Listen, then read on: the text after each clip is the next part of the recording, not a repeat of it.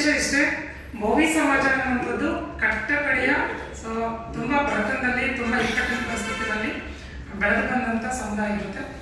ಈ ಒಂದು ಸಮುದಾಯ ಬಡತನದಲ್ಲಿ, ತುಂಬ ಸಂಕಷ್ಟದಲ್ಲಿ, ಅನಕ್ಷರಸ್ಥರಲ್ಲಿ, ಆಮೇಲೆ ಕಲ್ಲು ಬಂಡೆಗಳು ಓಡ್ಕೊಂಡು ಬದುಕನ್ನ ಕಟ್ಕೊಂಡಂಥ ಸಮುದಾಯ ಇರುತ್ತೆ. ಈ ಒಂದು ಸಮುದಾಯವನ್ನು ಮುಖ್ಯವಾಹಿನಿಗೆ ತರಬೇಕು ಅಂತೇಳಿ, ಪ್ರತಿಯೊಬ್ಬರು ಒಂದು ಜಾಗೃತಿ ಮೂಡಿಸ್ಬೇಕು ಅಂತೇಳಿ, ಶೈಕ್ಷಣಿಕವಾಗಿ ಅಭಿವೃದ್ಧಿ ಮಾಡಿಸ್ಬೇಕು ಅಂತೇಳಿ, ಬಡವರಿಗೆ ಒಂದು ಉನ್ನತವಾದಂಥ ಅವಕಾಶ ಸಿಗಿಸ್ಬೇಕು ಅಂತೇಳಿ ಬಸವೇಶ್ವರ ಹಾಕೊಂಡವರು ಸುಮಾರು ವರ್ಷಗಳಿಂದ ಕಾರ್ಯಕ್ರಮವನ್ನು ಹಮ್ಮಿಕೊಳ್ತಾ ಬಂದಿದೆ.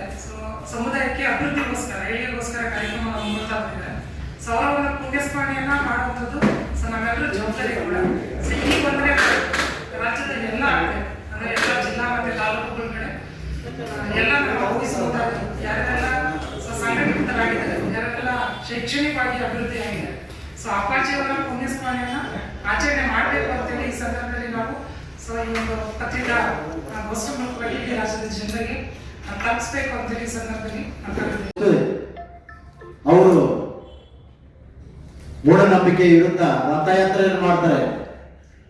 ವಚನ ರಥನ ಯಾತ್ರೆ ಅಂತ ಹೇಳಿ ಪ್ರತಿ ವರ್ಷನ 3 ತಿಂಗಳು ಅದಕ್ಕಾಗಿ ಮೀಸಲಿಟ್ಟು ಇಡೀ ಸಮುದಾಯದ ಬೆಳವಣಿಗೆಗೋಸ್ಕರ ಅವರು ಹಗಲು ಇರಲು ಹೋರಾಟ ಮಾಡಿ 1952ರಿಂದ ಬೆಂಗಳೂರು ಪ್ರೆಸ್ ಕ್ಲಬ್ 2009ರವರೆಗೂ ಅವರ ಜೀವನದಲ್ಲಿ